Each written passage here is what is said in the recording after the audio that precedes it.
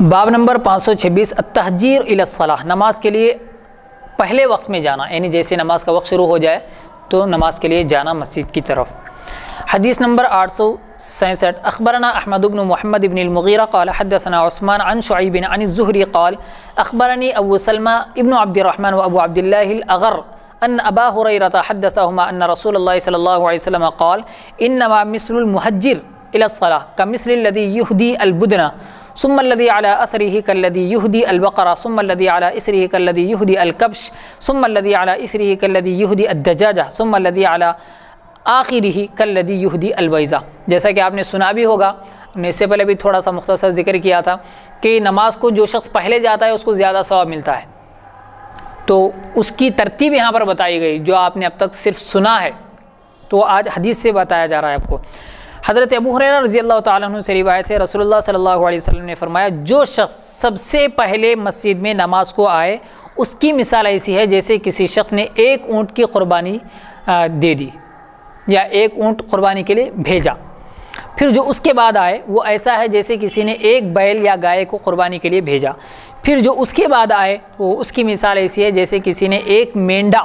بھیجا، پھر جو اس کے بعد آئے وہ ایسا ہے جیسے کسی نے مرغی بھیجی، پھر جو اس کے بعد آئے وہ ایسا ہے جیسا کسی نے ایک انڈا بھیجا، یعنی اللہ کے راستے میں انہوں نے یہ چیزیں قربانی دی، یہ چیزیں خرچ کی، تو یہ ثواب ان کو ملے گا۔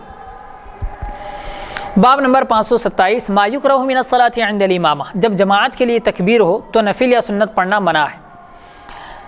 حدیث نمبر 868 اخبرنا سوید بن نصر قال انبأنا عبد الله بن المبارك عن زكريا قال حدثني عمرو بن دينار قال سمعت عطاء بن يسار يحدث عن ابي هريره رضي الله عنه قال قال رسول الله صلى الله عليه وسلم اذا اقيمت الصلاه فلا صلاه الا المكتوبه۔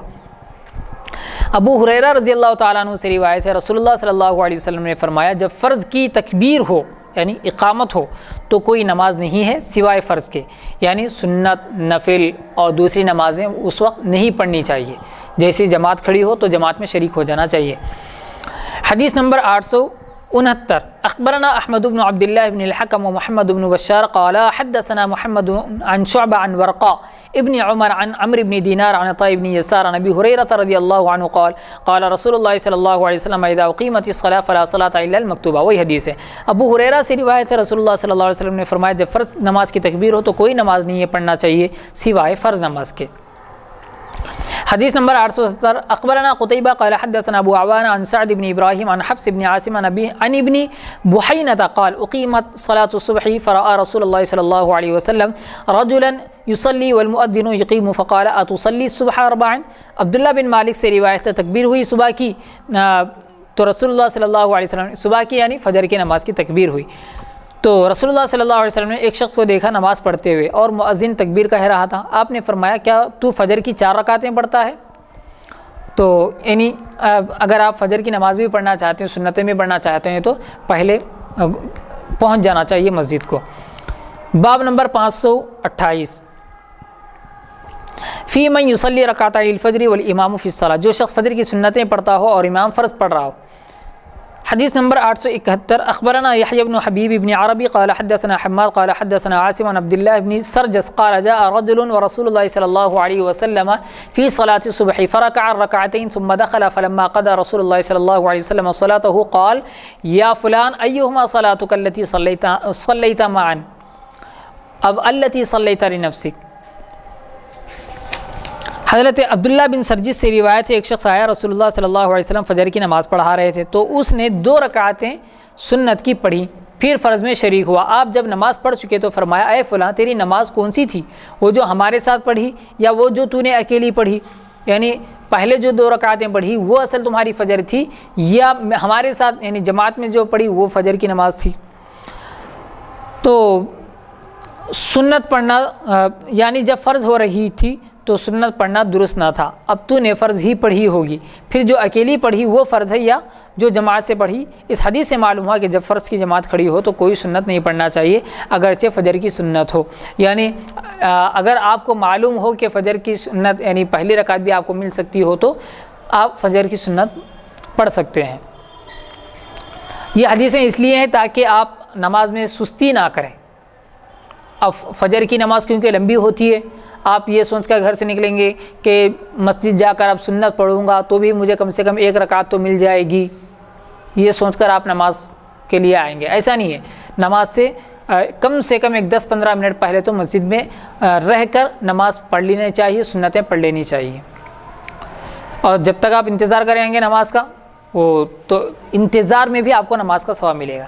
باب نمبر 529 المنفرد خلف الصف، جو کوئی صف کے پیچھے اکیلا نماز پڑھے اس کے متعلق کیا حکم ہے۔ حدیث نمبر 872 اخبرنا عبداللہ بن محمد بن عبد الرحمن قال حدثنا سفیان قال حدثني اسحاق بن عبد الله قال سمعت انسا قال اتانا رسول الله صلى الله عليه وسلم في بيتنا فصليت انا ويتيم لنا خلفه وصلت ام سليم خلفنا۔ حضرت انس سے روایت ہے رسول اللہ صلی اللہ علیہ وسلم ہمارے پاس تشریف لائے تو میں نے اور یتیم نے آپ کے پیچھے سب باندھ کر نماز پڑھ لی، اور ام سلیم نے ہمارے پیچھے نماز پڑھی، یعنی عورت تھی اس لیے پیچھے کھڑی ہو سکتی ہیں، ورنہ اکیلا اگر کوئی شخص ہے تو صف میں شریک ہونا ضروری ہے۔ حدیث نمبر 873 اخبرنا قتيبة قال حدثنا نوح يعني ابن قيس عن ابن مالك وهو عمرو عن ابي الجوزاء عن ابن عباس قال كانت امرأة تصلي خلف رسول الله صلى الله عليه وسلم حسناء من احسن الناس قال وكان بعض القوم يتقدم في الصف الاول لئلا يراها ويستأخرها بعضهم حتى يكون في الصف المؤخر فإذا ركع يعني نظر من تحت إبطه فأنزل الله عز وجل ولقد علمنا المستقدمين منكم ولقد علمنا المستأخرين۔ حضرت عبداللہ ابن عباس سے روایت ہے ایک بہت خوبصورت عورت رسول اللہ صلی اللہ علیہ وسلم کے پیچھے نماز پڑھا کرتی تھی، تو بعض لوگ پہلی صف میں چلے جاتے تاکہ وہ دکھلائی نہ دے، اور بعض آخر صف میں رہتے، اور جب رکوع کرتی تو بغلوں میں سے اس کو جھانکتے۔ جب اللہ تعالیٰ نے یہ آیت اتاری وَلَقَدْ عَلِمْنَا الْمُسْتَقْدِمِينَ مِنْكُمْ وَلَقَدْ عَلِمْنَا الْمُسْتَأْخِرِينَ، ہم خوب جانتے ہیں ان لوگوں کو جو آگے رہتے ہیں اور ہم خوب جانتے ہیں ان لوگوں کو جو پیچھے رہتے ہیں۔ تو یہاں پر بتلانا مقصد یہ ہے کہ صف خالی ہے تو لوگ پیچھے بھی نماز پڑھ سکتے ہیں یا نہیں پڑھ سکتے۔ اگر مرد ہوں تو پہلے صف کو پوری کرنا پڑے گا، پھر بعد میں تنہا یعنی پیچھے اگر کھڑے ہو سکنا ہے تو پھر وہ کھڑے بھی ہو سکتے ہیں، یا آپ کو معلوم ہے کہ اگر میں کھڑا ہو جاؤں گا پیچھے تو پھر لوگ بھی آئیں گے میرے ساتھ کھڑے ہوں گے تو پھر آپ کھڑے ہو سکتے ہیں جبکہ صفیں پوری ہو سکیں۔ اگر آپ کو یقین ہے کہ میرے بعد کوئی آنے والا نہیں ہے اور آپ پچھلی صف میں اکیلے ہیں تو آپ کے اگلی جو صف ہے اس میں سے ایک آدمی کو آپ پیچھے لے لیں گے۔ باب نمبر 530 الرکوع دون الصف، صف میں ملنے سے پہلے رکوع کر لینا۔ حدیث نمبر 874 اخبرنا حمید بن مسعدہ عن یزید بن زریع قال حدثنا سعید عن زیاد الاعلم قال حدثنا الحسن ان ابا بکر حدثه انه دخل المسجد والنبي صلى الله عليه وسلم راكع فركع دون الصف فقال النبي صلى الله عليه وسلم زادك الله حرصا ولا تعد۔ ابو بکرہ سے روایت ہے مسجد میں آئے اور رسول اللہ صلی اللہ علیہ وسلم رکوع میں تھے، انہوں نے صف میں ملنے سے پہلے رکوع کر لیا، یعنی جلدی کی وجہ سے۔ رسول اللہ صلی اللہ علیہ وسلم نے فرمایا اللہ تجھے اس سے زیادہ نماز کی حرص دے مگر پھر ایسا نہ کر، یعنی ان کا جو شوق تھا نماز میں داخل ہونے کا، اس جذبے کی اللہ کے نبی صلی اللہ علیہ وسلم نے تعریف تو کی، لیکن یہ جلدی اچھی بھی نہیں ہے۔ نماز کا شوق اچھی چیز ہے لیکن اس میں اس طرح کی جلدی کرنا کہ نماز خراب ہو جائے یہ صحیح نہیں ہے۔ حدیث نمبر 875 اخبرنا محمد بن عبداللہ بن المبارک قال حدثني ابو اسامہ قال حدثني الولید بن کثیر عن سعید بن ابی سعید عن ابیہ عن ابی ہریرہ قال صلی رسول اللہ صلی اللہ علیہ وسلم یوما ثم انصرف فقال یا فلان الا تحسن صلاتك الا ينظر المصلي كيف يصلي لنفسه فاني ابصر من ورائي كما ابصر بين يدي۔ حضرت ابو ہریرہ سے روایت ہے کہ ایک روز رسول اللہ صلی اللہ علیہ وسلم نے نماز پڑھائی، پھر نماز سے فارغ ہو کر فرمایا اے فلاں تو اپنی نماز کو درست نہیں کرتا، کیا نمازی خود نہیں پہچان سکتا؟ کیوں کر نماز پڑھنا چاہیے، یعنی کیسے نماز پڑھنا چاہیے، اور میں پیچھے بھی ایسا ہی دیکھتا ہوں جیسے سامنے دیکھتا ہوں، یعنی آپ صلی اللہ علیہ وسلم کو سب ظاہر ہو جاتا ہے، محسوس ہو جاتا ہے کہ کون پیچھے کیا کر رہا ہے۔ اس سے پہلے بھی حدیث گزری، ہم نے بتایا آپ کو۔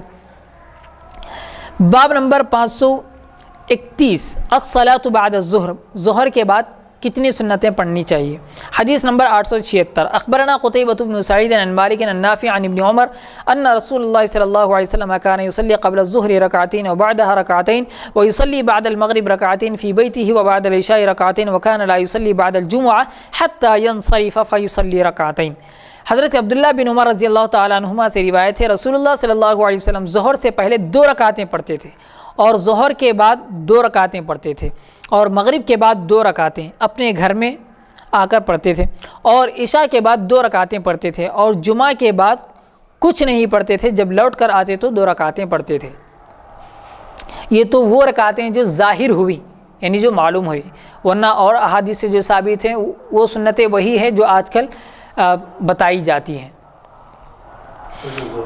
ظہر سے پہلے 4، ظہر کے بعد 2، اور عصر سے پہلے کی 4 وہ سنت غیر مؤکدہ، یعنی وہ بھی آپ صلی اللہ علیہ وسلم پڑھا کرتے تھے لیکن اس پر پابندی نہیں کی آپ نے۔ مغرب کے بعد 2 اور عشاء کے بعد 2، اور اسی طرح فجر کے بعد 2، فجر سے پہلے 2، اور ظہر میں پہلے بھی ہے بعد میں بھی ہے، ظہر سے پہلے 4 ہے اور ظہر کے بعد 2 ہے۔ الصلاۃ قبل العصر، عصر کی پہلی سنتوں کا بیان۔ حدیث نمبر 877 اخبرنا اسماعیل بن مسعود قال حدثنا یزید بن زریع قال حدثنا شعبہ عن ابی اسحاق عن عاصم بن زمرہ قال سألت علی بن ابی طالب عن صلاة رسول اللہ صلی اللہ علیہ وسلم في النهار قبل المکتوبہ قال من يطيق ذلك ثم اخبرنا قال كان رسول الله صلى الله عليه وسلم يصلي حين يرفع الشمس ركعتين وقبل نصف النهار 4 ركعات يجعل التسليم في آخره۔ عاصم بن زمرہ سے روایت ہے، میں نے حضرت علی رضی اللہ عنہ سے پوچھا کہ رسول اللہ صلی اللہ علیہ وسلم دن کو فرض سے پہلے کتنی رکعتیں پڑھتے تھے؟ انہوں نے کہا کس کی طاقت ہے کہ اتنی رکعتیں پڑھ سکے؟ اتنی پڑھتے تھے آپ صلی اللہ علیہ وسلم۔ پھر کہا آپ جب آفتاب بلند ہوتا ہے یعنی سورج چڑھ جاتا آسمان پر تو 2 رکعتیں پڑھتے تھے، گویا یہ چاشت کی نماز ہے جی، اور دوپہر سے پہلے 4 رکعتیں پڑھتے تھے، یعنی ظہر سے پہلے آ گئی بات، 4 رکعتیں پڑھتے تھے، آخر میں سلام پھیرتے تھے، یعنی 2 رکعت کر کے نہیں پڑھتے تھے، ایک سلام کے ساتھ 4 رکعتیں، یعنی 2 رکعت کے بعد سلام نہیں پھیرتے تھے، وہی 4 رکعت سنت پڑھتے تھے جو ظہر کی عام طور پر بتائی جاتی ہے، پڑھی جاتی ہے۔ حدیث نمبر 878 اخبرنا محمد بن المثنى قال حدثنا محمد بن عبد الرحمن قال حدثنا حسین بن عبد الرحمن عن ابی اسحاق عن عاصم بن زمرة قال سألنا عليا عن صلاة رسول الله صلى الله عليه وسلم قال أيكم يطيق ذلك قلنا إن لم نطيقه سمعنا قال كان إذا كانت الشمس من ها هنا كهيئتها من ها هنا عند العصر صلى ركعتين فإذا كانت من ها هنا عند الظهر صلى 4 يصلي قبل الظهر 4 وبعدها 2 ويصلي قبل العصر 4 يفصل بين كل ركعتين بتسليم على الملائكة والمسلمين المقربين والنبيين ومن تبعهم من المؤمنين والمسلمين۔ عاصم بن زمرہ سے روایت ہے، ہم نے حضرت علی رضی اللہ تعالیٰ عنہ سے رسول اللہ صلی اللہ علیہ وسلم کی نماز کے متعلق پوچھا، انہوں نے کہا تم میں سے کون ایسی طاقت رکھتا ہے؟ ہم نے کہا خیر اگر طاقت نہیں رکھیں تو سن ہی لے، پڑھنے کی طاقت نہیں ہے تو کم سے کم معلوم تو ہو۔ انہوں نے کہا جب آفتاب یہاں پر آتا، یعنی آپ نے اشارہ کر کے بتایا کہ سورج اگر یہاں پر آتا، اس جگہ آتا یعنی عصر کے وقت، تو آپ 2 رکعتیں پڑھتے، اور جب یہاں آتا یعنی ظہر کے وقت تو 4 رکعت پڑھتے، اور ظہر سے پہلے 4 رکعتیں پڑھتے۔ پھر یہاں پر بات آ گئی، لیکن 2 رکعتوں کے بعد سلام پھیرتے اور سلام کرتے بڑے نزدیک والے فرشتوں، اور بڑے اور نزدیک والے فرشتوں کو اور پیغمبروں کو اور جو ان کے پیروں ہیں یعنی ان کی اتباع کرنے والے ہیں مومنین اور مسلمانوں میں سے، یعنی یوں فرماتے السلام علی الملائکۃ المقربین والانبیاء والصالحین، اس طرح آپ صلی اللہ علیہ وسلم سلام پھیرا کرتے تھے۔ بس اللہ رب العزت سے دعا ہے کہ اللہ تبارک و تعالی ہم تمام کو فرض نمازوں کے ساتھ ساتھ سنتوں کی بھی پابندی کرنے کی توفیق عطا فرمائے اور نوافل بھی ادا کرنے کی توفیق عطا فرمائے۔ اس میں جو ابھی آپ فرمائے کہ حضور اکرم صلی اللہ علیہ وسلم جو سلام پھیرا کرتے تھے آپ جی، تو اس وقت انبیاء علیہ السلام پر بھی آپ سلام فرماتے ہیں، ملائک پر اور صالحین یعنی اللہ کے نیک بندوں پر جی آپ سلام فرماتے ہیں جی، تو کیا اب عام امتی بھی ایسا پڑھ سکتا ہے؟ تو اب یہ جو ہے نفل اور سنت جی جی جی فرائض میں نہیں ہے جی، تو اس طرح جیسے کہ ہم نے اس سے پہلے بھی بتایا کہ نفل نماز میں اور سنت میں بہت ساری ایسی گنجائشیں ہیں جو آپ کو فرض میں نہیں ملتی، جیسے سلام ہے السلام علیکم ورحمۃ اللہ، یہ یہاں تک ہم کہتے ہیں نماز میں السلام علیکم ورحمۃ اللہ، تو آپ صلی اللہ علیہ وسلم جو سلام پھیرتے تھے السلام علیکم، پھر اس کے بعد علی الملائکہ اور علی الانبیاء علی الصالحین، اس طرح یعنی انبیاء پر بھی سلامتی ہو اور جو نیک لوگ ہیں ان پر بھی سلامتی ہو، اور اسی طرح بعض احادیث میں آیا ہے کہ ہم جو سلام پھیرتے ہیں ہر نماز میں ہم جو سلام پھیرتے ہیں اس میں بھی ہمیں نیت کرنی چاہیے. ہمارا سلام کیا ہے؟ السلام علیکم ورحمۃ اللہ. اس طرح ہم سلام پھیرتے ہیں. تو صرف سلام کہنا مقصد نہیں ہے، بلکہ جب ہم سلام پھیر رہے ہوں تو ہماری نیت یہ ہو کہ ہمارے جو داہنی جانب مصلی ہیں ان کو بھی ہم سلام کر رہے ہیں، اور ہمارے اس طرف جو فرشتہ ہے اور ہم اس کو بھی سلام کر رہے ہیں، اور جو جن ہیں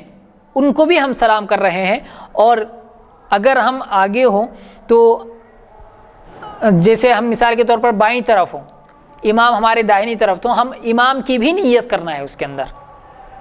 تو گیا سارے لوگوں کو ہم اپنے سلام میں شریک کریں گے. اور اگر امام ہماری بائیں جانب ہے تو ہم جب بائیں جانب کا سلام پھیریں گے تو اس وقت ہم امام کے ساتھ دوسرے مقتدیوں کی یعنی مصلیوں کی، نماز پڑھنے والوں کی، جنات کی، اور اسی طرح فرشتوں کی، جو بائیں طرف فرشتے ہیں ان کی بھی ہم نیت کریں گے تاکہ سب کے لیے سلام ہو. تو اس طرح نفل میں تو، اور آپ سلام کو الفاظ میں بھی بڑھا سکتے ہیں، الفاظ میں بھی آپ سلام بڑھا سکتے ہیں. الفاظ میں جو حضور صلی اللہ علیہ وسلم جو بڑھائے ہیں جی، تو یہ سنت موقدہ ہے. جی سنت موقدہ ہے، کیونکہ ظہر سے پہلے کی سنت ہے تو آپ نے اس میں بڑھایا. اچھا، سنت موقدہ اور نوافل، یعنی جی، نفل سنتوں میں فرض اور واجب کو ہٹ کر، اس کو چھوڑ کر، فرض اور واجب کو چھوڑ کر جو بھی نماز ہے اس کو نفل ہی کہا جاتا ہے، اگرچہ کہ وہ سنت ہو، چاہے سنت موقدہ ہو، سنت غیر موقدہ ہو. تو وہ ان نمازوں میں آپ کو گنجائش ہے. آپ سجدوں کے درمیان، اور سجدے بھی لمبے کر سکتے ہیں، سجدوں میں بھی آپ دعائیں پڑھ سکتے ہیں، سجدوں کے درمیان بھی جلسہ جو ہوتا ہے اس میں بھی آپ دعائیں پڑھ سکتے ہیں. اور تشہد کے بعد درود ابراہیم کے علاوہ دوسرا درود بھی آپ پڑھ سکتے ہیں، دعائے معصورہ کے علاوہ دوسری دعائیں بھی آپ پڑھ سکتے ہیں. تو یہ ساری گنجائشیں ہوتی ہیں. اور جیسے نفل نماز میں اب آپ نے سنا ہوگا کہ ایک رکعت میں سورہ فاتحہ کے بعد کبھی سورہ اخلاص 3 مرتبہ پڑھا جا سکتا ہے. آپ فرض میں ایسا نہیں کر سکتے، نفل میں آپ ایک ہی سورہ کو 3 مرتبہ پڑھ سکتے ہیں. تو اس طرح یہ ساری گنجائشیں اس میں ہوتی ہیں.